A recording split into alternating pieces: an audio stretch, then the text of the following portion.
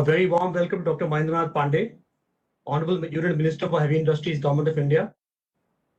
We now will start with proceedings of the Special Plenary Session 1, Enablers for Sustainable Growth of Auto Industry in India. May I now cordially invite Mr. Kenichi Arikawa, President SIAM, to give his welcome and opening remarks.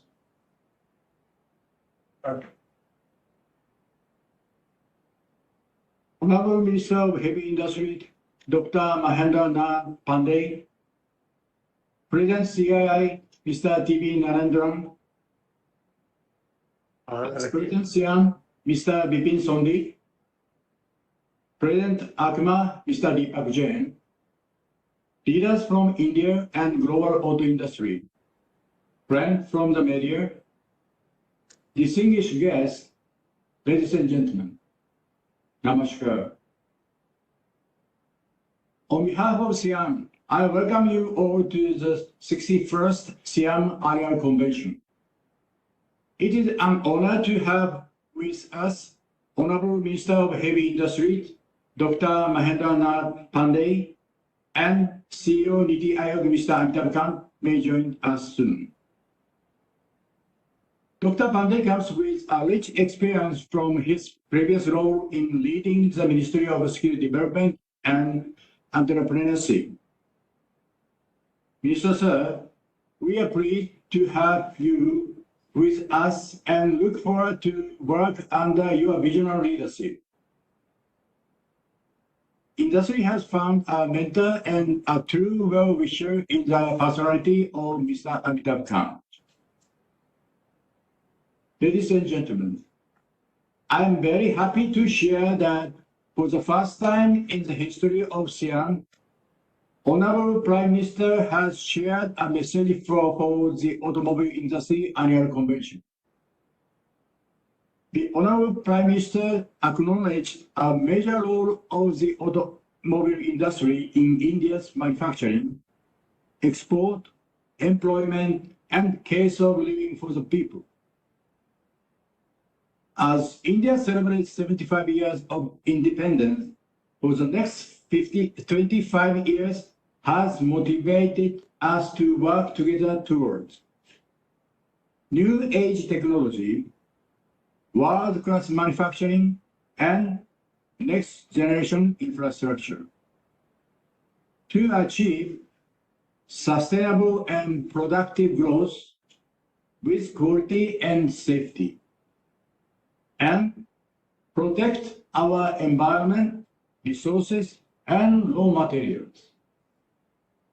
We dedicate ourselves to this vision. Ladies and gentlemen, the making of an automobile uses make kind of material and manufacturing process. This came as a major advantage during COVID. The automobile industry could quickly contribute in scaling up the manufacturing and availability of life-saving items like ventilators, oxygen generator plant, oxygen cylinders, face masks, and PPE kits. The Honorable Prime Minister also complimented our industry for this sensitive and active effort in the nation's fight against COVID. At this stage, let me also share the current state of Indian automobile industry.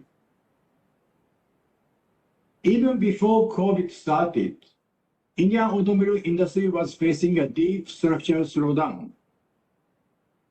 In all four segments of the automobile industry, passenger vehicle, two-wheeler, three-wheeler, commercial vehicle, the long-term growth rate has come down drastically in the past 5 to 10 years, even before COVID started, as we see in the chart.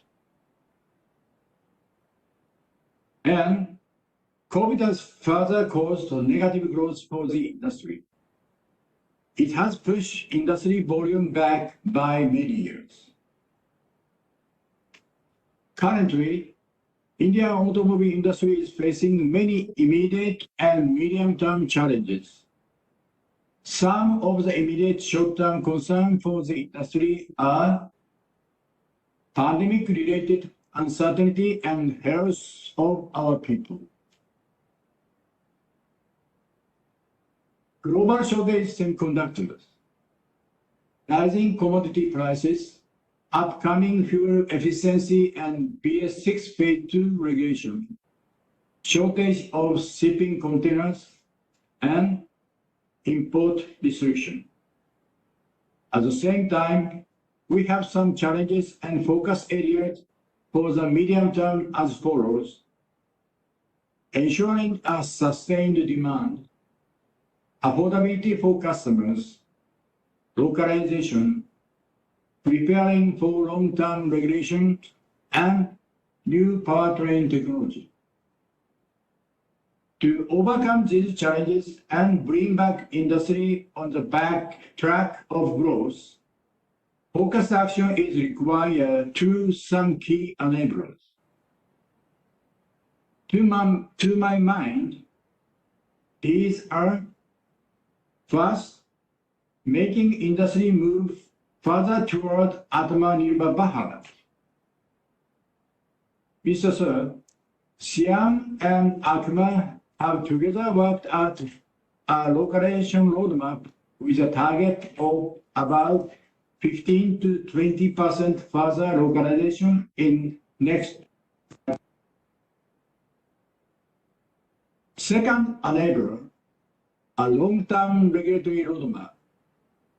SIAM has prepared an approach paper for long-term regulatory roadmap that take care of all aspects and gives clarity on future investment. Third, industry is working hard on new powertrain technologies. In my fourth point, I would like to thank the Honorable Prime Minister for rolling out a fitness-based scrappage policy just a few days ago. We will work with Ministry of Road Transport and Highways for improvement and early execution.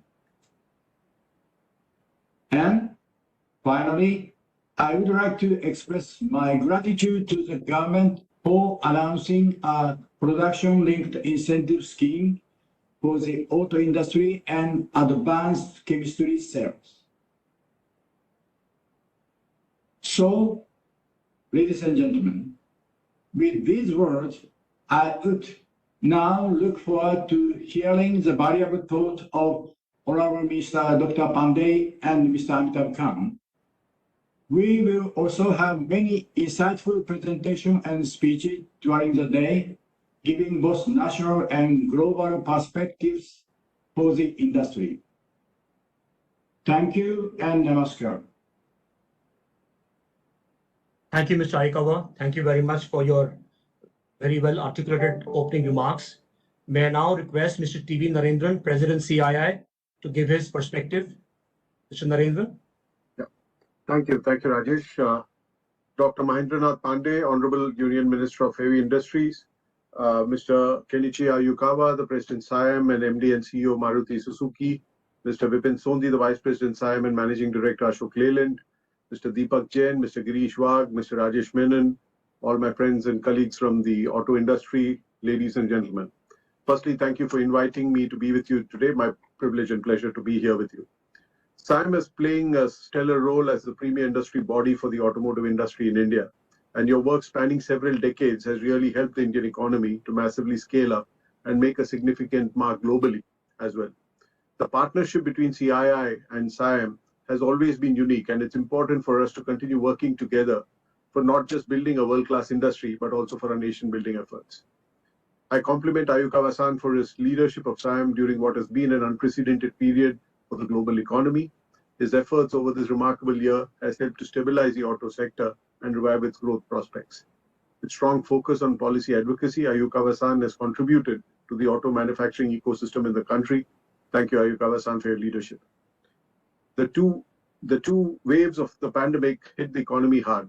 However, CI simulations show that it's possible for the growth to pick up sharply to 9% in the medium term, which enables the economy to reach the 5 trillion mark by the year 25-26, provided we take some positive actions now. These include continuation of generous fiscal support to the economy, implementation of big-ticket reforms in the areas of factor markets like land and labor, financial sector reforms, and continuing work on the cost and ease of doing business, and of course, most importantly, continuing to push for vaccination so that more and more of our citizens are vaccinated. For India to achieve the vision of Atmanirbhar Bharat, as emphasized by the Honorable Prime Minister, the Indian manufacturing sector needs to transform itself as a manufacturing powerhouse, not only at the domestic level, but also globally.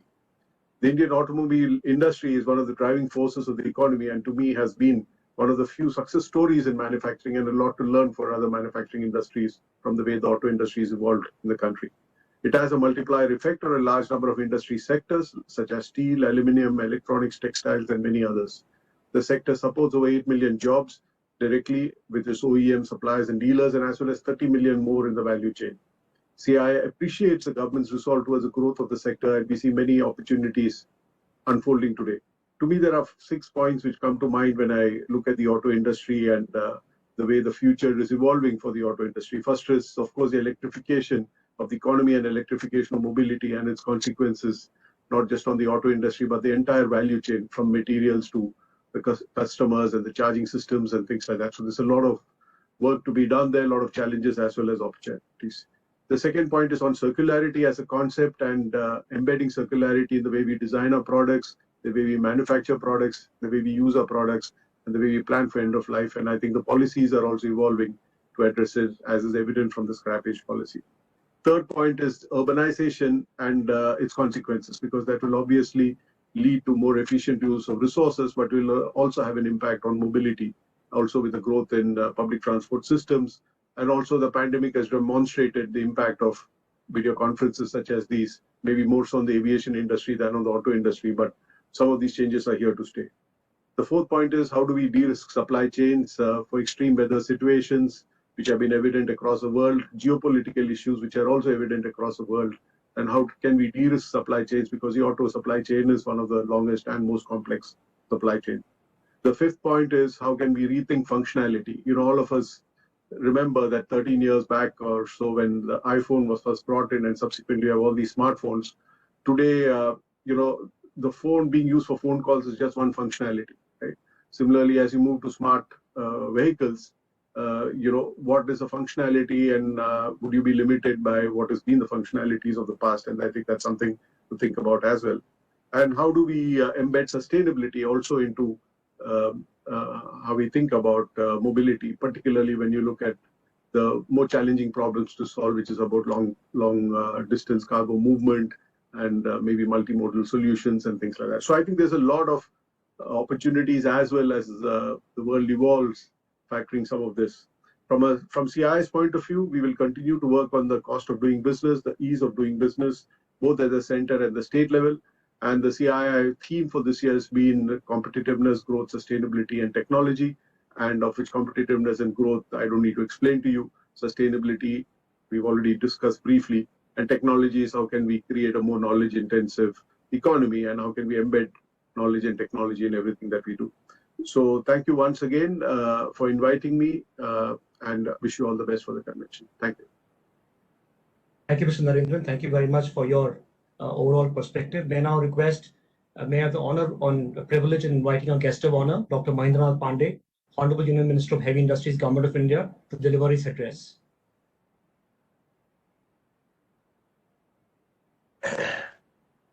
आप सबके बीच आज के साइम के इस 61वें convention के मौके पर society of Indian automobile manufacturers की देश के सबसे इम्पोर्टेंट एसोसिएशन के इस समारोह में आप सबसे जुड़ करके मुझे खुद प्रसन्नता है। मैं आपको हृदय से धन्यवाद देता हूं कि आपने मुझे इसे जुड़ने का अवसर प्रदान किया। आज के इस चर्चा में हमारे बीच अभी जिनको शुरुआत में हमने ओपनिंग रिमार्क के संग सुना, श्री केनिची अवाकावा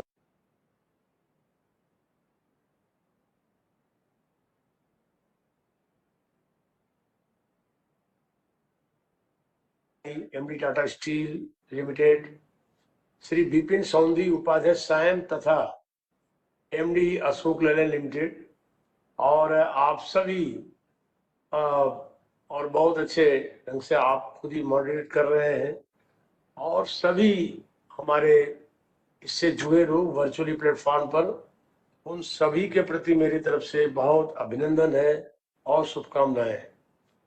आज इन blessed for sustainable growth of auto industry in India, ये जो मुख्य इस कंसेप्ट पर जो आपने ये आयोजित किया है आपका सेमिनार, इसमें आप सभी को एक बार पुनः मेरी तरफ से बहुत शुभकामना, बहुत अभिनंदन। आज हमारे बीच ये जो ऑटो सेक्टर के फील्ड में हमारा मंत्रालय मूल रूप से एक लीडिंग मंत्रालय होने के नाते ऑटोमोटिव सेक्टर को बढ़ावा देने के लिए हम कई अहम योगदान शुरू से करते आए हैं, और जब से माननीय प्रधानमंत्री जी ने ये मेक इन इंडिया का एक आह्वान किया, आत्मनिर्भर भारत का, मुझे बड़ा अच्छा लगा। अभी जब अपने शब्दों में आयुकावा जी बोल रहे थे आत्मनिर्भर भारत, मुझे बड़ा एनर्जेटिक फील किया मैंने मिस्टर केनिची ओकावा, क्योंकि मेरे इंडिया के आत्मनिर्भर भारत में हमारे सबसे अच्छे दोस्त, जहां से मूलतः आप जुड़े हैं, जापान, उसका भी एक बड़ा सहयोगात्मक रुख है, कोऑपरेटिव रुख है। तो आपके द्वारा सुन के मुझे बड़ा एनर्जेटिक फील किया मैंने एज ए मिनिस्टर। तो ऑटोमेटिक सेक्टर में बढ़ावा देने के लिए हम लगातार काम कर रहे हैं। हम इस सेक्टर के महत्व को समझते हैं। ऑटो सेक्टर जीडीपी का, हमारे इंडियन जीडीपी का 6.4 हिस्सा योगदान करता है। हम ऑटो सेक्टर जीएसटी माध्यम से, कोई हमारा जो जीएसटी कलेक्शन है, पहले भी हमारा जब जो भी हमारे वैट और ये सब टैक्सेशन के सिस्टम थे तब भी, और आज के समय में जीएसटी कलेक्शन का 50% हम इसमें आप योगदान करते हैं। भारत के निर्यात में आपका 8% योगदान है। इस दृष्टि से आप सब, हम सबको बहुत ही महत्वपूर्ण एक इम्पोर्टेंट सेटअप में है। हम आपका इम्पोर्टेंस जिसे समझते हैं हमारा मंत्रालय, माननीय प्रधानमंत्री जी, कि देश के तकरीबन 3,75,00,000 से अधिक लोगों को आप प्रत्यक्ष और डायरेक्ट इनडायरेक्ट आप उनको रोजगार देते हैं, उनको कारोबार देते हैं। तो जो सही मायने में कहा जाए तो हमारे आदरणीय प्रधानमंत्री नरेंद्र मोदी जी का जो विजन है देश के लिए, जो देश को लीड कर रहे हो, देश को आगे ले जा रहे हैं, देश और दुनिया की निगाह में दोनों तरफ सबका साथ, सबका विकास, सबका विश्वास, और इसमें हाल में उन्होंने लाल किले से एक नया शब्द जोड़ा है, नया मंत्र जोड़ा है, सबका प्रयास।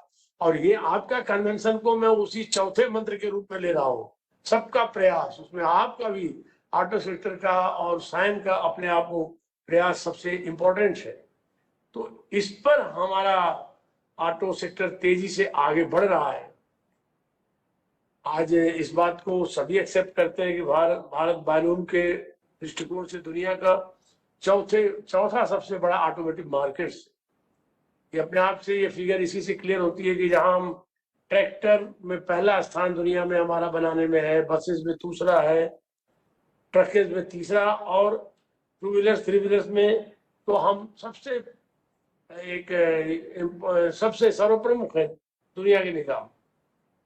और निश्चित तौर से जो हमारे पीएम साहब का विजन है दुनिया के प्रतिस्पर्धा में और किसी की कमी देखने के लिए, भारत को आगे बढ़ाने के लिए, जो $5 ट्रिलियन इकोनॉमी का जो उन्होंने एक मंत्र दिया है, स्वाभाविक है हमारे देश में अनेक लोग अनेक तरीके से विचार करते हैं, लेकिन हम सब ये विचार करते हैं कि प्रधानमंत्री देश की आवाज होता है, और प्रधानमंत्री जब लीड करता है, कोई वॉइस बोलता है, तो अपने आप वो देश की जनता उससे जुड़ती है, यूथ जुड़ता है, सभी कंसर्न स्टेक होल्डर्स जुड़ते हैं।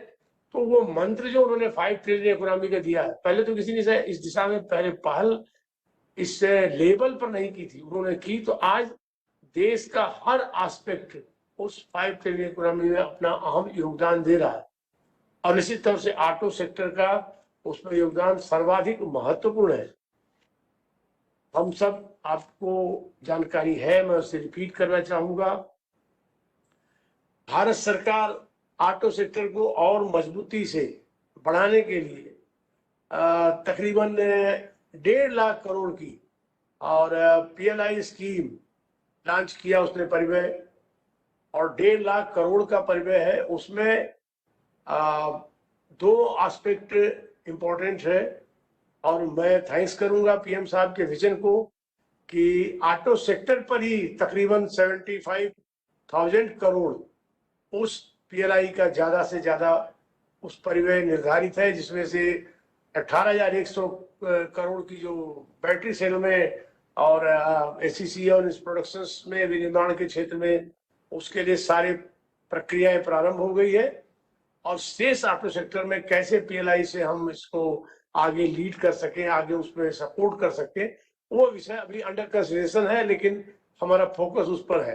तो गवर्नमेंट ने इतना जो दुनिया की आज की जरूरत है, आज जिस तरह से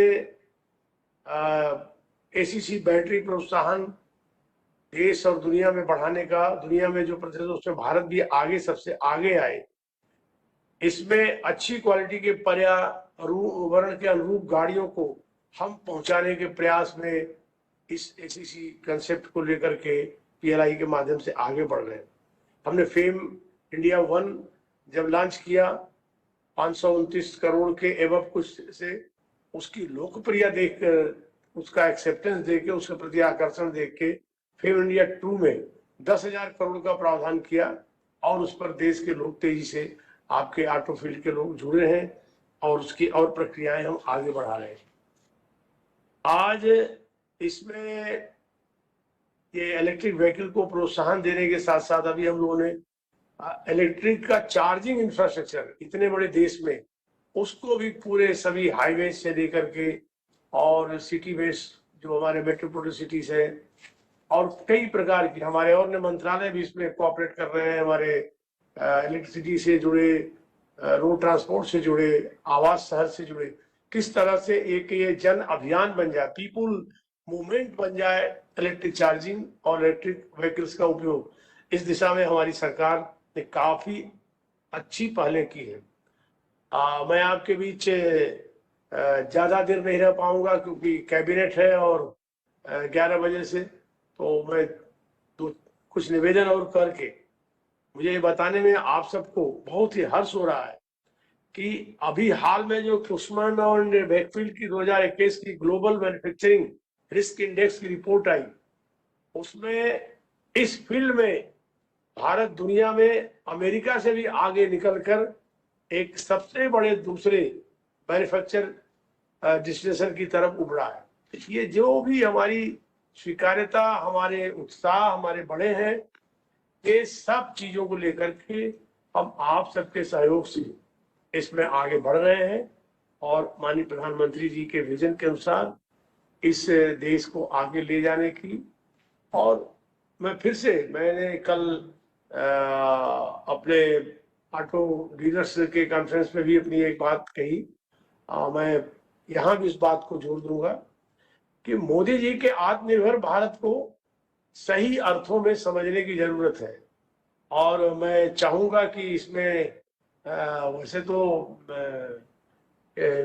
हमारे आयुकावा जी काफी दिनों से भारत से जुड़े हैं, थोड़ी बहुत हिंदी तो चीजों को रियलाइज कर लेते होंगे, लेकिन मेरी हिंदी की चीजों को मेरी नरेंद्र जी और सभी लोगों तक, हमारे अशोक लेलैंड के हमारे CMD साहब चेयरपर्सन को, लेकिन खास करके जापानी मूल के, तो उनको हमारी भावनाएं जरूर कन्वे कर दिया जाए आप लोगों द्वारा कि किस तरह से भारत, आत्मनिर्भर भारत, एकदम हमारा जापान का और दुनिया के अन्य कई ऐसे शांतिप्रिय देशों का भाव एक है।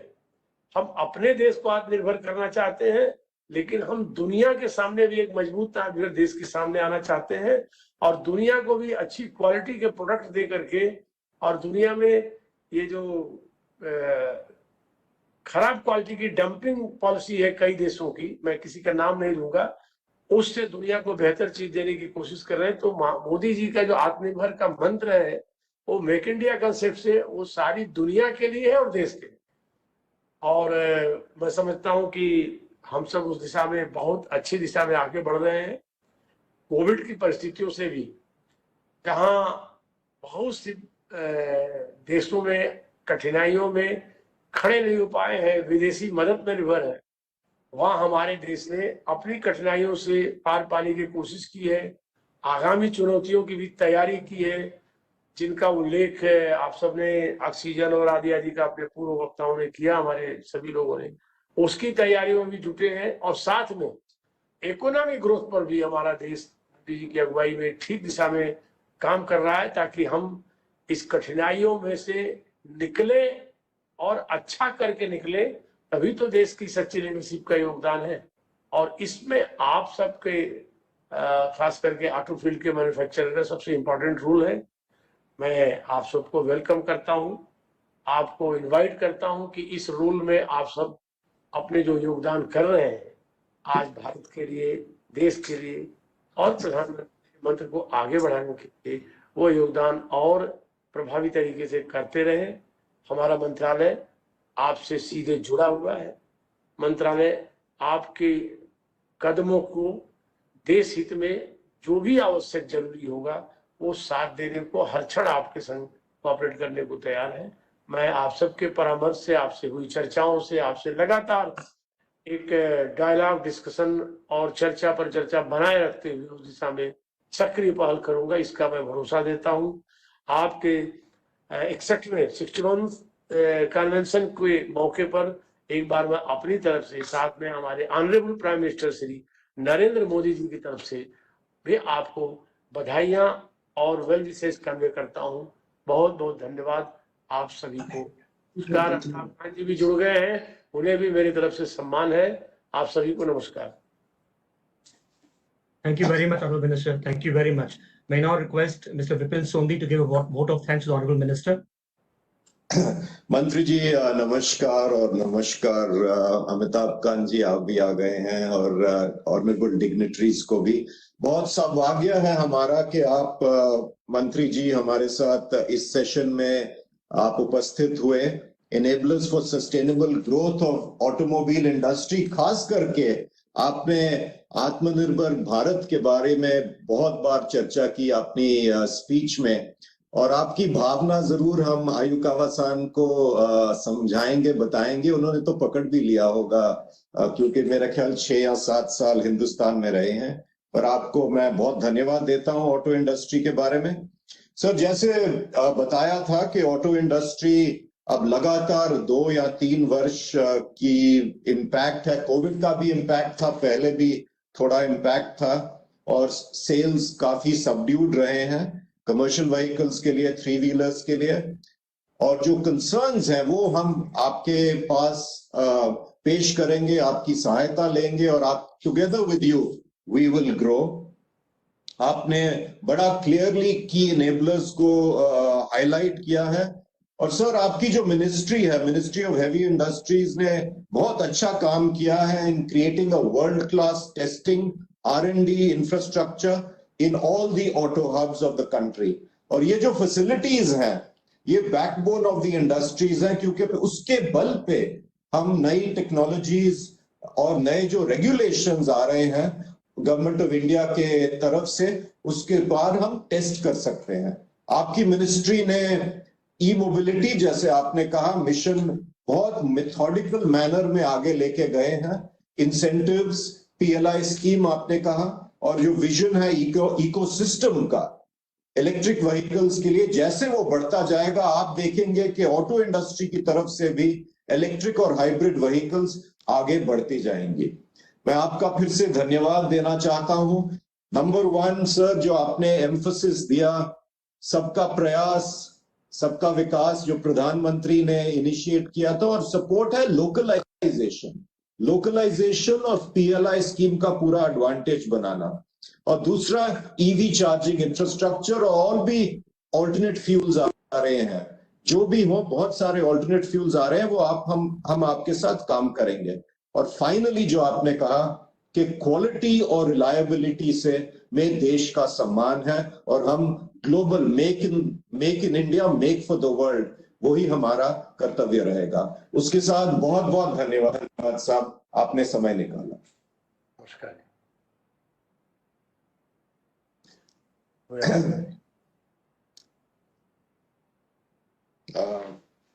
Thank you. Good morning and namaskar, sir, Mr. Amitabh Kant. Extremely thankful to you. I think everybody knows you. You don't need any introduction. Very energetic, very dynamic, fully brimming with ideas, for joining us today for this session on enablers for sustainable growth of the auto industry in India. Sir, of course, we all know it. You've been working very closely with the auto industry and industry in general for a very long time. You've been supporting it, giving lots of ideas, thoughts on multiple issues that we have been facing from time to time. And it's an honor for SIAM to hear your perspective on what could be the enablers for growth of our industry. So with that, ladies and gentlemen, may I request Mr. Amitabh Kant to deliver his special address. Thank you, Vipin. Mr. Kenichi Ayukawa, Mr. Narendran, distinguished guests, ladies and gentlemen. Greetings to all the participants who have joined us from various OEMs here today. I'm truly delighted to be a part of this annual conference of SIAM. Indian automobile sector, as you're all aware, contributes close to about 49% to India's manufacturing GDP. It's a very major contributor to India's GDP, close to about 7.1%. We are the world's largest two-wheeler, three-wheeler, and tractor manufacturer. We are the world's second largest bus manufacturer, third largest heavy truck manufacturer, and fourth largest car manufacturer. I'm therefore of the view that it will be impossible for India to grow at high rates over a long period of time without the automobile sector being the key driver of India's growth. In fact, manufacturing in India is to be driven by the automobile sector. Without the automobile sector, India cannot be a manufacturing nation, and India cannot grow at high rates for a long time. The recent national level initiatives of the government outline the plan to elevate the automotive industry to world-class levels. We have notified the production-linked incentive of 57,042 crore for 5 years sanctioned for automobiles and auto components, an incentive of rupees 18,100 crore for 5 years sanctioned for manufacturing of advanced chemistry cells to enhance India's manufacturing capabilities and exports under the Atmanirbhar Bharat and the production-linked incentive scheme. My view is that with growth in urbanization coupled with likely impact of increasing per capita income, the decline in vehicle sales as observed during financial year 20 will not continue in the future. The concerns, however, will be around environmental impact of conventional fuel and import dependency have pushed us to rethink our automobile transport sector expansion strategy. In my view, India's transformative mobility paradigm has to shift to shared, connected, and electric to meet the global commitment and mitigate adverse impact through ballooning of oil import expenses and increasing air pollution. In my view, we should identify 4 prominent growth drivers of auto industry in India. Firstly, expand investments in R&D to support electric mobility, which includes vehicle systems integration, motors and controls, power electronics, and charging infrastructure. India, as you are all aware, is a highly price-sensitive market, and Indian consumers are cost-conscious.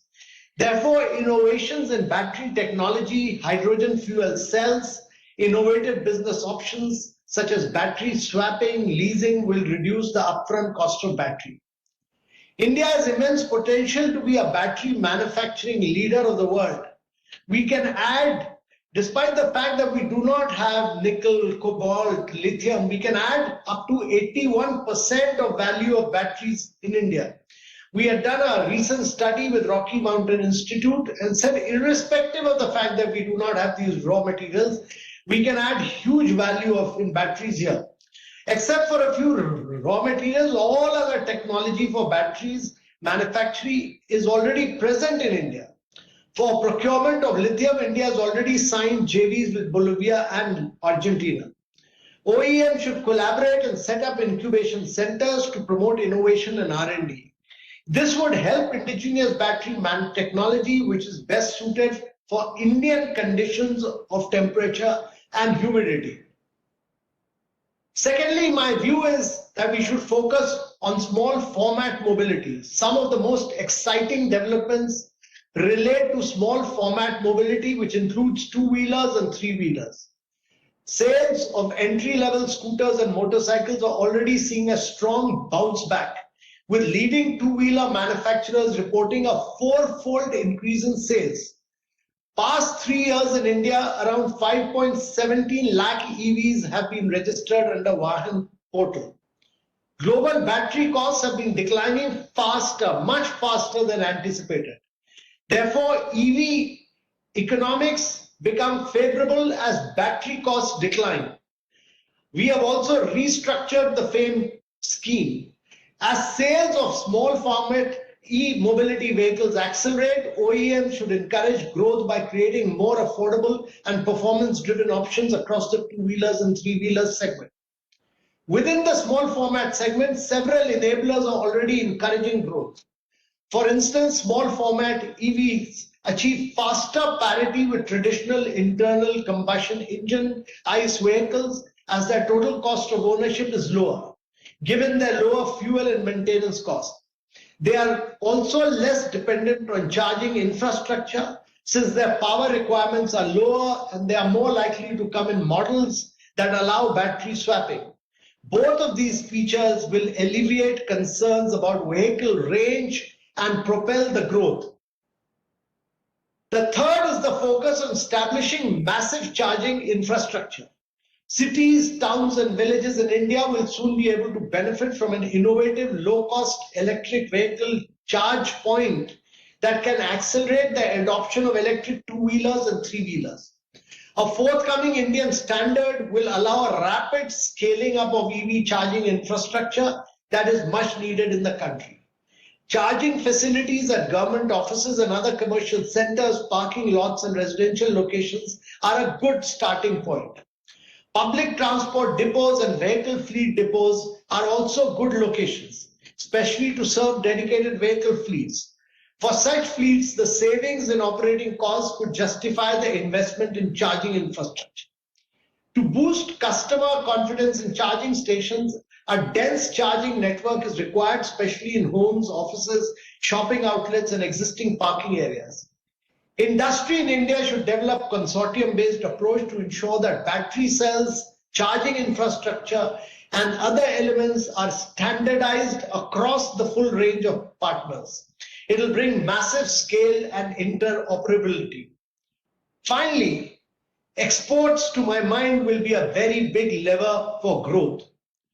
Indian OEMs have focused on exports as a means of diversification and growth, especially with the recent weakness in domestic demand. As a result, over the past 3 years, the share of exports in overall sales has risen to 18% in financial year 21 from 12% in financial year 17. Exports are also particularly favorable due to the government focus via incentives, which brings in foreign exchange and provide higher profitability for OEMs. Bajaj and TVS have carved out a niche for themselves in two-wheeler exports and together account for more than 3/4 of these. Some of the government schemes that companies can use to receive export incentives are the MEIS and the Service Exports from India, SIAS for manufacturing and services exports from India, under which the government is now providing up to 5% incentives to exporters.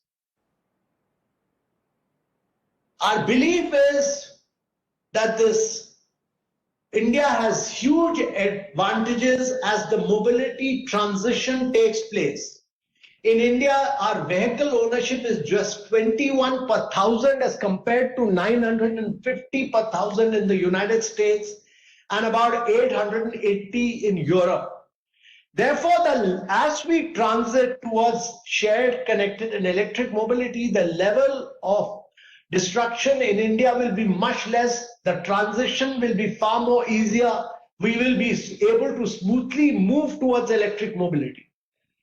Secondly, it's very important to realize that from 1st January 26, Europe and America all will lay down very significant rules, regulation, procedures for green mobility. And therefore, fuel consumption, and we are making a very massive transition towards green hydrogen, which was announced by the Prime Minister. We've focused on ethanol, and therefore it is very, very important that if we have to remain an exporting nation, we have to constantly innovate and penetrate global markets. At Niti Aayog, we are taking all measures to boost innovation, efficiency, investments in the automobile sector, especially to bring down the initial upfront cost of EVs to the consumers. I'm stressing on EVs because I'm a strong believer and a firm believer that this transition is inevitable. And if we do not innovate and if we do not make a radical transformation, we are a center for compact car manufacturing, and we lose this opportunity to become a leader in electric vehicle manufacturing.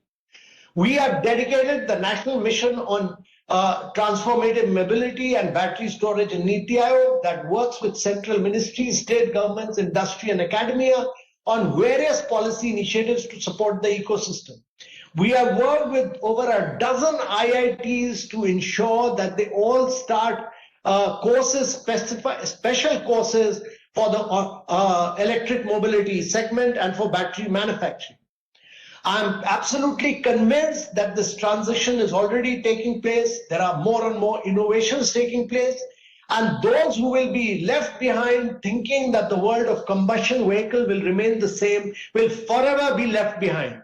And therefore, it's very important to stress that a transformed mobility future will require participation and collaboration across diverse stakeholder groups, most of whom are already present here today. This transition is inevitable. This transition will take place and the momentum will gain much greater speed and velocity. And in fact, in the next 2 years, the cost of battery will fall even further. The writing is on the wall, and it's for the industry to make the inevitable change and drive it and lead it and make India the leader in the transition of mobility across the world, and make India the crucial champion of two-wheelers, three-wheelers and four-wheelers and long-distance transport, including commercial vehicle, with new technology of the future. Thank you very much, ladies and gentlemen. My best wishes to all of you, and thank you very much. Thank you, Mr. Kant. Thank you very much for your address. So may I request Mr. Vipin Sodhi to deliver a vote of thanks? As usual, sir, delivered with tremendous passion, tremendous energy, and great content. I think the four drivers that you've mentioned, expanding investment in R&D, focusing on innovation of what you call as small mobility, I think, unless I've got that wrong, EV charging infrastructure, and the fact that we will all have to change and change dramatically to bring down total cost of ownership, use exports as a base, as the domestic base, and use exports for growth, make our name over there, and also that our academic institutions, the IITs and the engineering institutions, are going to have dedicated courses on EVs, but also, I hope, sir, in the future, as you mentioned, on hydrogen as well, because of the National Hydrogen Mission and the fact that we could well be a hydrogen economy with green hydrogen. Just to re-emphasize all of what you said. And the automobile industry is up to these challenges together with ACBA And we are going to make these changes, and we are committed to make these changes, especially and along with localization, that we are working together, SIAM and ACMA, for a roadmap that will really make us an Atmanirbhar Bharat. The industry, of course, you mentioned the PLI scheme. We look forward to that. It further enhance the potential for exports. And with your encouragement and with your support, we look forward to taking leadership in not only in India, but in overseas shores as well in this highly disruptive market, sir. So thank you very, very much for joining us once again. I'd also like to take this opportunity to thank my friend, Mr. T.V. Narendran, President CII, for giving an overall perspective, not only of the economy, but you spoke about, Naren, you spoke about circularity. You also spoke about electrification, urbanization, de-risking what is a very complex supply chain, reaping functionality, and embedded sustainability. So a holistic direction from you, and thank you very much for being with us and sharing your thoughts with us as well. So with this, we conclude this first special plenary of the 61st SIAM Annual Convention. May I thank Mr. Amitabh Kant, Mr. Narendran, all our colleagues. We will reassemble for the special plenary session on the outlook of the Indian auto industry and its role in India's economic growth at 1100 hours sharp. Thank you very much. Namaskar.